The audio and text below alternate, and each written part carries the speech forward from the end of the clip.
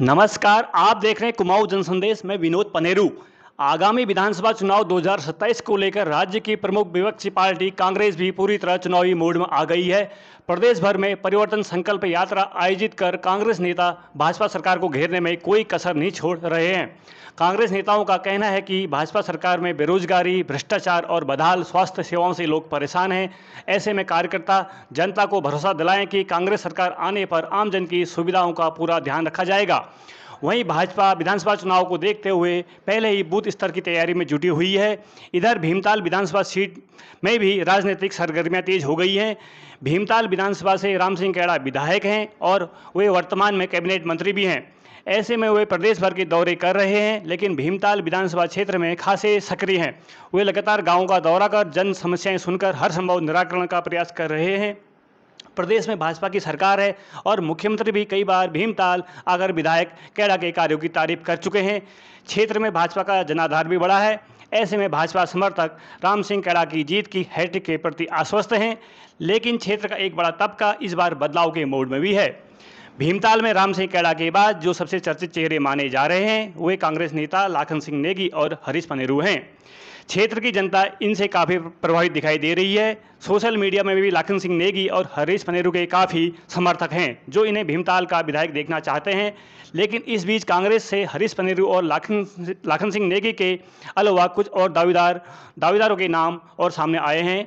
इनमें प्रमुख रूप से गोपाल सिंह बिष्ट, डॉक्टर केदार पलड़िया, राकेश ब्रजवासी और खष्टी बिष्ट शामिल हैं।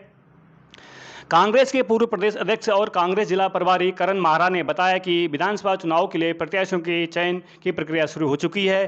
पहले चरण का सर्वेक्षण पूरा हो गया है और दूसरे चरण के बाद 70 विधानसभा सीटों पर उम्मीदवारों की घोषणा होगी। वहीं भीमताल विधानसभा क्षेत्र के चुनावी मुद्दों की बात करें तो इनमें प्रमुख रूप से ग्रामीण सड़कों की बदहाली, पर्यटन मार्गों का विस्तार, भीमताल, नकुचियाताल और सातताल में पर्यटन सुविधाओं का अभाव, स्थानीय युवाओं को रोजगार, गांवों से लगातार पलायन, सीएससी और पीएससी में विशेषज्ञ डॉक्टरों की कमी, गर्मियों में पानी की समस्या, बंदर, सूअर और अन्य वन्यजीवों से फसलों के नुकसान से ग्रामीण और किसान खासे परेशान हैं।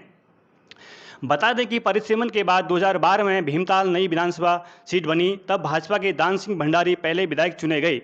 2017 के विधानसभा चुनाव में निर्दलीय उम्मीदवार राम सिंह कैड़ा ने भाजपा और कांग्रेस दोनों को हराकर बड़ा उलटफेर किया। बाद में उन्होंने भाजपा का समर्थन किया और फिर पार्टी में शामिल हो गए। वहीं 2022 में भाजपा प्रत्याशी के रूप में राम सिंह कैड़ा ने दोबारा जीत हासिल की।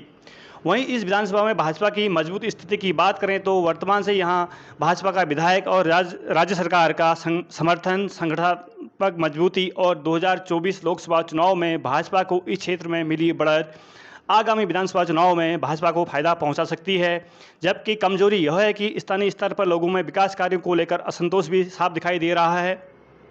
सड़क और स्वास्थ्य के मुद्दों पर गंभीरता से काम नहीं हो पाया है। साथ ही टिकट वितरण भी महत्वपूर्ण रहेगा। जबकि विपक्षी दल कांग्रेस की बात करें तो यदि कांग्रेस मजबूत उम्मीदवार उतारती है और संगठन को सक्रिय करती है तो मुकाबला सीधा या त्रिकोणीय भी हो सकता है। पार्टी को बूथ स्तर पर संगठन मजबूत करना होगा। हालांकि कांग्रेस नेता लाखन सिंह नेगी की युवाओं में काफ़ी फैट है और उन्होंने 2022 में निर्दलीय प्रत्याशी रहते हुए 12,500 से अधिक वोट प्राप्त कर उल्लेखनीय प्रदर्शन किया था। वहीं कांग्रेस नेता और पूर्व दर्जा मंत्री हरीश पनेरू भी लगातार बेरोजगारी, पलायन और स्वास्थ्य के मुद्दों को लेकर लंबे समय से सक्रिय हैं। सिटकुल में पहाड़ के युवाओं के साथ होने वाले अन्याय के विरोध में वे मजबूती के साथ खड़े रहते हैं।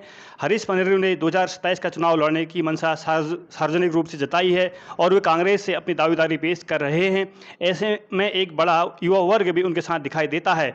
हालांकि टिकट वितरण के बाद ही तस्वीर साफ हो पाएगी कि विपक्षी दल एकजुटता से चुनाव लड़कर सीट अपनी झोली में डालने में सफल होता है या कोई दावेदार असंतुष्ट होकर निर्दलीय के रूप में उतरकर चुनावी समीकरण में उलटफेर करता है।